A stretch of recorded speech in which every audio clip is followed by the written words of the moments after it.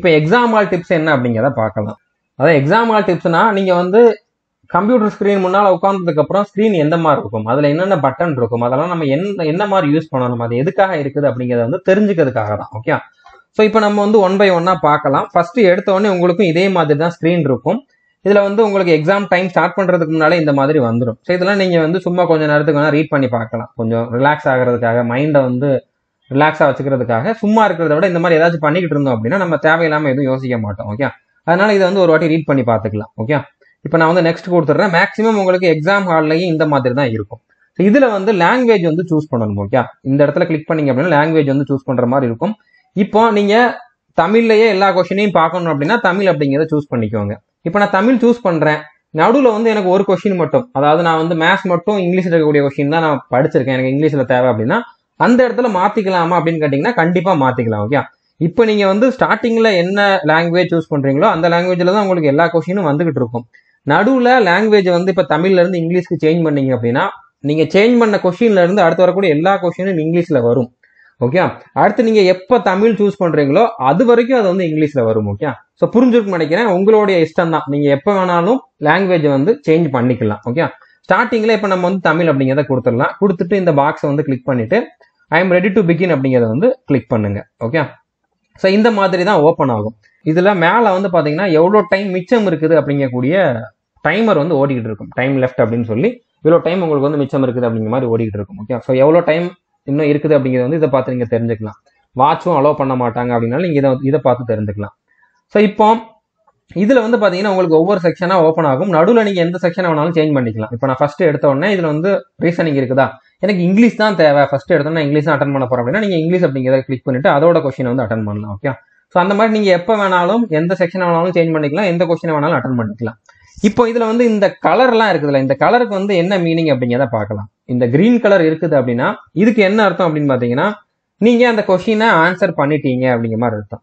கரெக்டா ஆன்சர் பண்ணிருக்கீங்க அப்படிங்கிற மாதிரிலாம் அர்த்தம் கிடையாது, ஆன்சர் அதுக்கு பண்ணிருக்கீங்க அப்படிங்கிற மாதிரி அர்த்தம். ஓகே, அடுத்ததா வயலட் கலருக்கு என்ன அர்த்தம் அப்படின்னா அதை வந்து மார்க் பண்ணிருக்கீங்க அப்படிங்கிற மாதிரி அர்த்தம். மார்க்னா என்ன, மார்க்னா உங்களோட ரெஃபரன்ஸுக்காக நீங்க பண்றது தான். அதை நான் வந்து உங்களுக்கு டெமோ காட்டுறேன், அது வரைக்கும் வெயிட் பண்ணுங்க. ஓகே, அடுத்த ஒயிட் கலர்னா என்ன அர்த்தம்னா நீங்க அந்த கொஸ்டினை இன்னும் பார்க்கல அப்படிங்கிற மாதிரி அர்த்தம். இங்க வந்து பாத்தீங்கன்னாலே தெரியும். ஓகே, இந்த இடத்துல எல்லாமே ஒயிட் கலர்ல இருக்குது, அப்ப நீங்க அந்த கொஸ்டின் எல்லாம் பார்க்கல அப்படிங்கிற மாதிரி அர்த்தம்.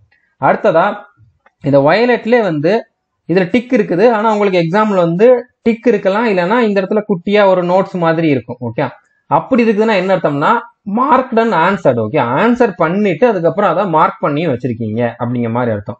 அது என்னென்ன அப்படிங்கிறத நம்ம பார்க்கலாம். ரெட் கலர்ல இருக்குது அப்படின்னா அந்த கொஸ்டினை நீங்க பார்த்துட்டீங்க, ஆனா ஆன்சர் பண்ணல, மார்க் பண்ணல, எதுவுமே பண்ணல, அதை ஸ்கிப் பண்ணிருக்கீங்க அப்படிங்கிற மாதிரி அர்த்தம். ஓகே, ஸோ புரிஞ்சிருக்குன்னு நினைக்கிறேன்.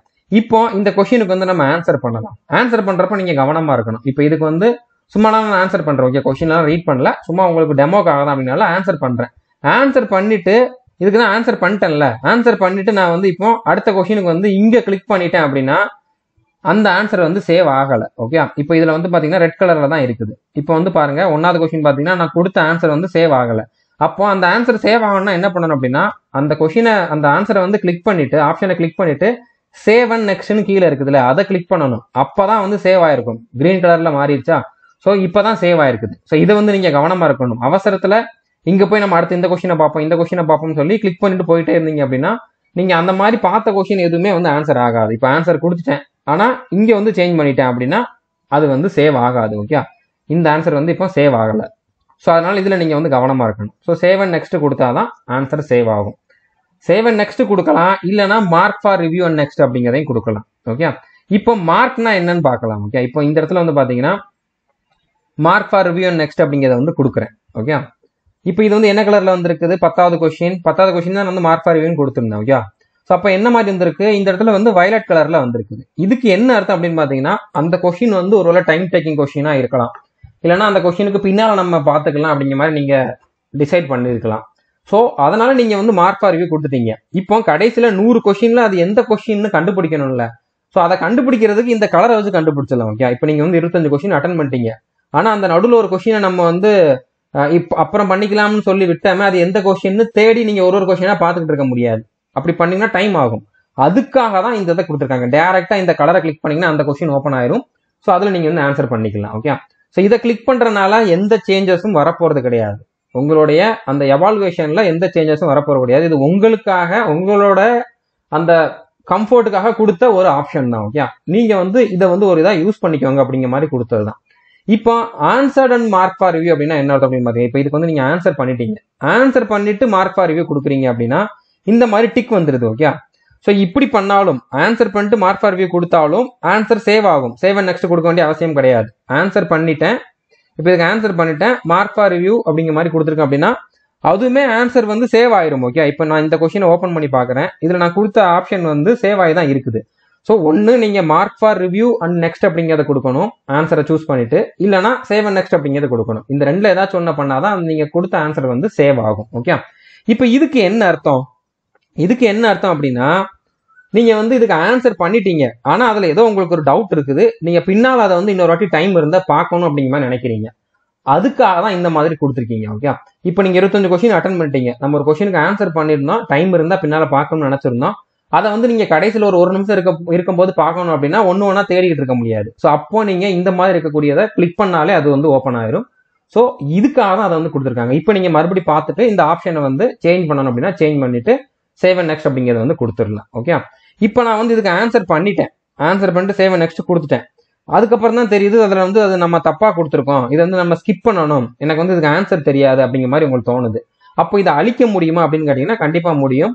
நீங்க எந்த கொஸ்டின்ல வந்து ஆப்ஷன் வந்து எதுவும் செலக்ட் பண்ண வேண்டாம்னு நினைக்கிறீங்களோ அதுல வந்து அந்த கொஸ்டின் ஓப்பன் பண்ணிட்டு கிளியர் ரெஸ்பான்ஸ் அப்படிங்கிறத கொடுத்தாலே இது வந்து கிளியர் ஆயிரும். ஓகே, ஸோ மறுபடியும் நீங்க வந்து அந்த கொஸ்டின் வந்து அப்படியே ஸ்கிப் பண்ணிட்டு போயிடலாம்.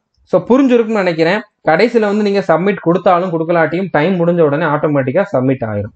ஓகே, வேற எதுவும் டவுட் இருந்தா நீங்க வந்து கமெண்ட் பண்ணி கேளுங்க. மறக்காம இந்த வீடியோவை எல்லாரோடையுமே ஷேர் பண்ணுங்க. ஃபர்ஸ்ட் டைம் அட்டன் பண்ண போறவங்க உங்களுக்கு தெரிஞ்சவங்க யாராவது இருந்தாங்க அப்படின்னா ஷேர் பண்ணுங்க. அதுக்கப்புறம் இப்போ லாங்குவேஜ் சேஞ்ச் பண்ணணும் அப்படின்னா மேல இந்த இடத்துல ஆப்ஷன் இருக்கும், இந்த இடத்துல வந்து பாத்தீங்கன்னா இங்கிலீஷ் அப்படிங்கிற மாதிரி இருக்குது, அதை கொடுத்துட்டீங்கன்னா இங்கிலீஷ்ல வந்து சேஞ்ச் ஆயிருது. ஓகே, அடுத்து வரக்கூடிய கொஸ்டின் எல்லாமே இங்கிலீஷ்லயே தான் வருது.